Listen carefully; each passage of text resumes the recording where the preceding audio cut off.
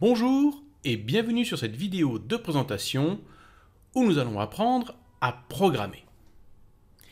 Et oui, je sais que certains d'entre vous ont déjà commencé à programmer et à taper du code pour faire leur propre petit logiciel. Je sais également que certains d'entre vous aimeraient bien commencer à programmer mais n'ont pas encore osé passer le pas. De plus, vous avez remarqué que très souvent dans mes vidéos, je parle de logiciels qui sont open source, c'est-à-dire que l'on peut consulter le code de ces logiciels pour savoir s'ils ne seraient pas par exemple malicieux ou s'ils n'auraient pas peut-être quelques bugs cachés. Alors certains d'entre vous m'ont justement posé la question à quoi ça sert d'avoir de l'open source si on n'est pas capable de lire le code? Effectivement, ça ne sert pas à grand chose.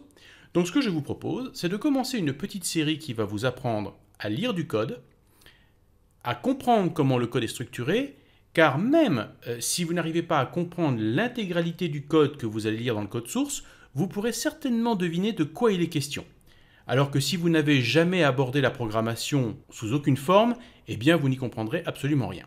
Donc je vais vous donner dans cette série de vidéos les clés qui vont vous permettre de comprendre la structure du code et de deviner ce qui se passe dedans.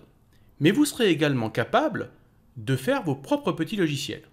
Le langage que nous allons apprendre ensemble s'appelle le C#.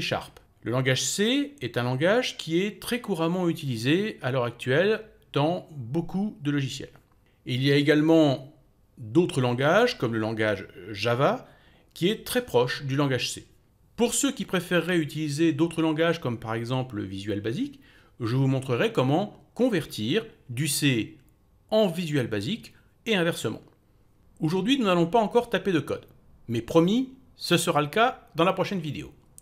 Aujourd'hui, je vais vous expliquer d'où on est parti et où l'on est aujourd'hui dans la programmation et vers quoi on se dirige.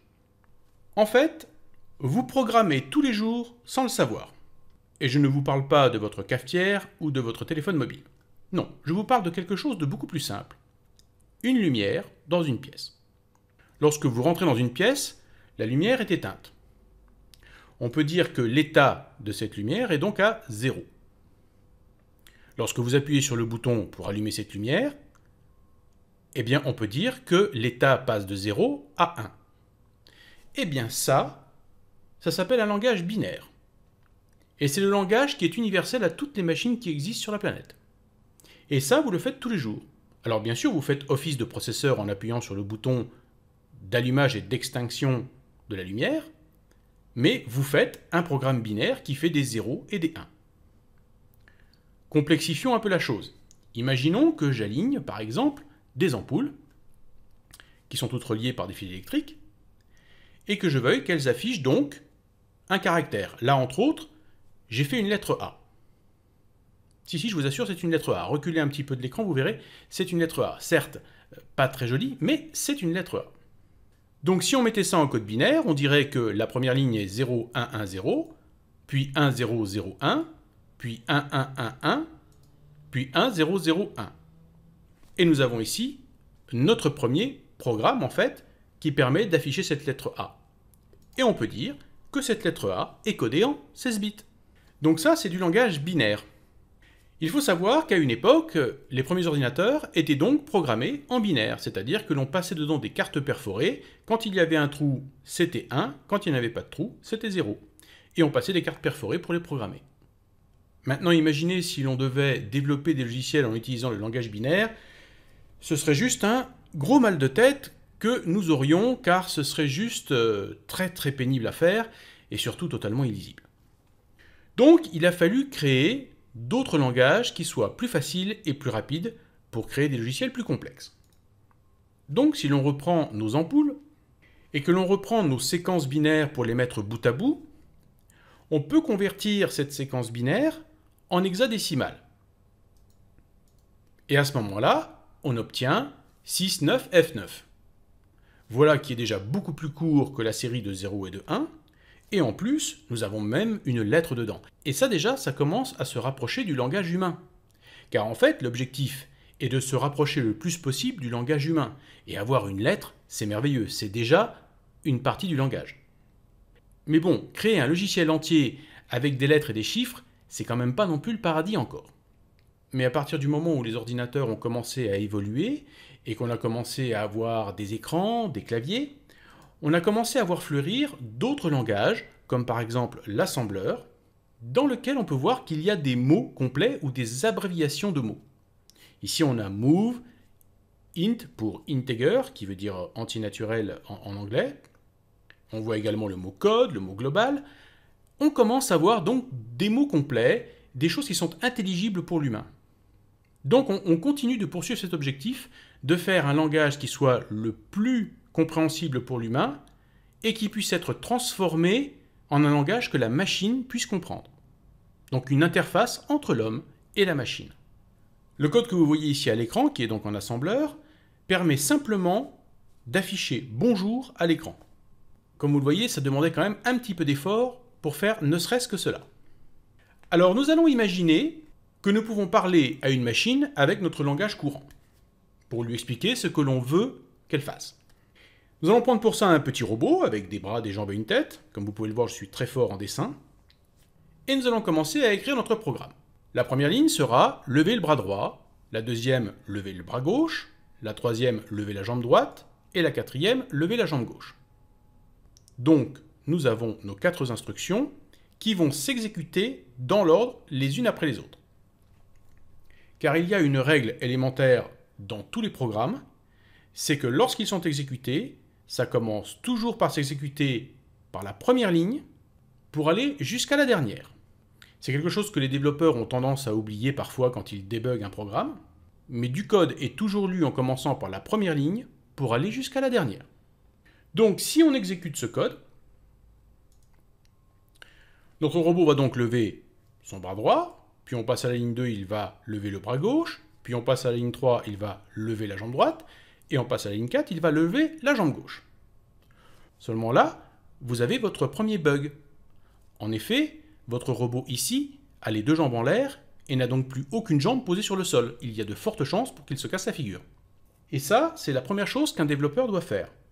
Il doit s'imaginer ce qu'il va se passer dans la réalité. Il y a souvent une grande différence entre ce que le code fait, ou du moins ce que vous pensez qu'il va faire, et ce qu'il va vraiment se produire. Alors d'ailleurs, une petite parenthèse, le mot bug vient de l'époque où les ordinateurs étaient tellement énormes qu'ils contenaient dans des immeubles de 10 étages, et où le simple fait qu'un insecte se balade sur les pistes cuivrées ou les éléments électroniques de l'ordinateur, eh bien, suffisait à faire des courts-circuits dans cet ordinateur. Et du coup, lorsque les ordinateurs plantaient à cette époque-là, eh bien, on disait qu'il y avait un bug, c'est-à-dire un insecte dans l'ordinateur qui faisait un court-circuit et qui faisait planter donc la machine. Heureusement pour nous, les insectes aujourd'hui auront beaucoup plus de mal à faire des courts-circuits dans nos machines. Voilà, donc c'était juste une petite parenthèse pour vous expliquer l'origine du mot bug. Donc, revenons à notre petit robot et voyons comment faire pour qu'il garde toujours une jambe au sol, quoi qu'il arrive. Donc vous voyez qu'ici j'ai réécrit le programme, donc d'abord il va lever le bras droit, puis le bras gauche, là aucun problème. Mais par contre à la troisième ligne, je dis si jambe gauche levée, alors baisser jambe gauche. Et ensuite, je vais lever la jambe droite. La cinquième ligne dit si jambe droite levée, alors baisser jambe droite. Ensuite, je vais lever la jambe gauche. Et enfin, ce que j'ai fait, c'est que j'ai réinitialisé le robot, c'est-à-dire que je fais baisser la jambe droite, baisser la jambe gauche, baisser le bras droit, baisser le bras gauche. Ensuite, je lui demande d'attendre 5 secondes, et puis d'aller à la ligne 1 pour recommencer, et ainsi on a un petit robot qui danse. Et vous voyez que de 4 lignes, on est passé à 12 lignes. On a déjà triplé le nombre de lignes de notre programme. Donc vous voyez que très vite, dès qu'on a un problème à résoudre, cela peut complexifier notre programme. Alors cette façon de programmer était plutôt monobloc. C'est-à-dire qu'on avait tendance à donc avoir un gros bloc de code dans lequel on faisait des sauts de ligne, on disait à la machine qu'il fallait aller à telle ligne, puis revenir à telle autre ligne. Bref, ça devenait très vite des sacs de nœuds et vraiment très très pénible à mettre au point et à déboguer. Donc à partir de cette constatation que ce code monobloc était très difficile à maintenir, eh bien on a créé la programmation orientée objet. Et ça, c'est le saint Graal que tout le monde utilise aujourd'hui, quel que soit le langage qui est utilisé pour programmer. Dans la programmation orientée objet, on part du principe que tout est objet.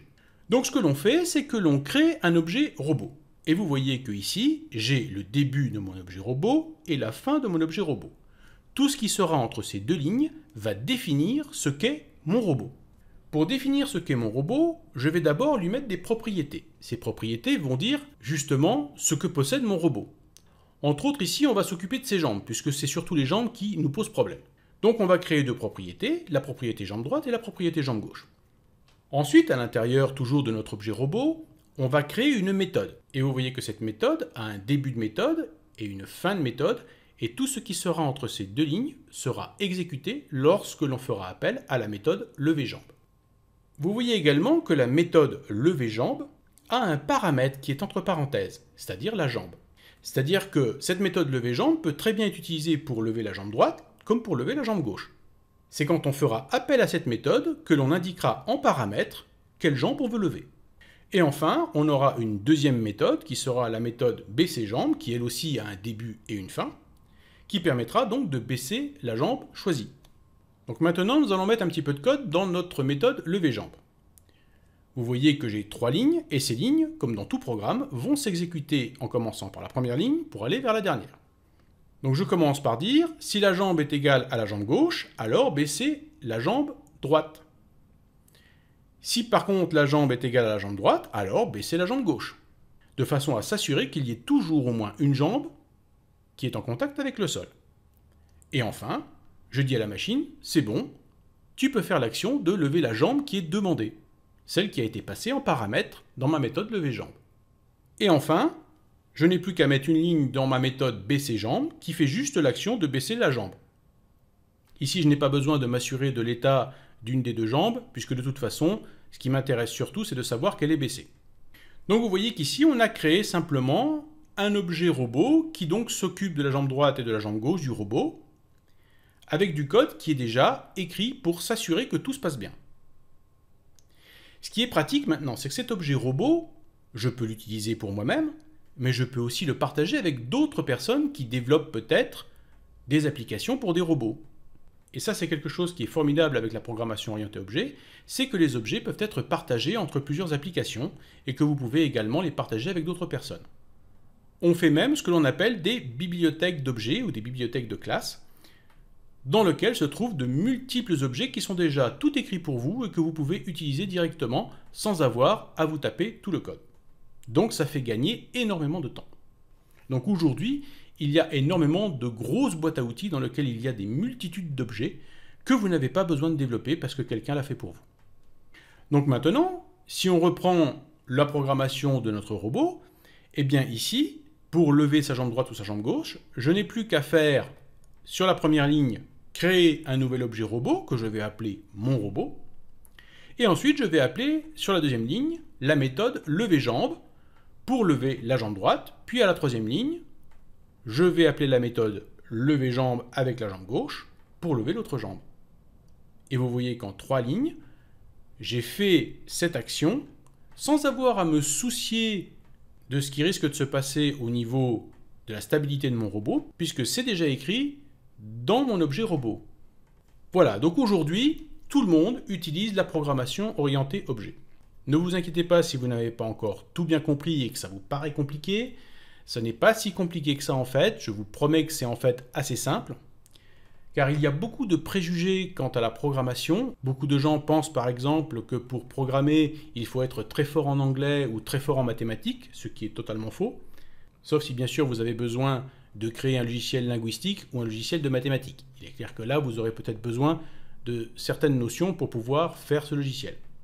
Mais dans la majorité des cas, tout ce que vous avez besoin d'avoir, c'est de la méthode et de la logique. Donc pour la prochaine vidéo où nous allons taper du code, comme promis, je vous invite à télécharger l'outil Visual Studio 2015, qui est donc sur le site www.visualstudio.com. Et une fois que vous aurez téléchargé donc Visual Studio Express 2015, vous pouvez l'installer. Et lorsque vous le démarrerez pour la première fois, vous aurez cette petite fenêtre qui s'affichera. Tout ce que vous aurez à faire, c'est donc indiquer comme paramètre de développement que vous voulez développer en Visual C#. Et après, vous pouvez choisir, bien sûr, le thème que vous voulez suivant vos goûts.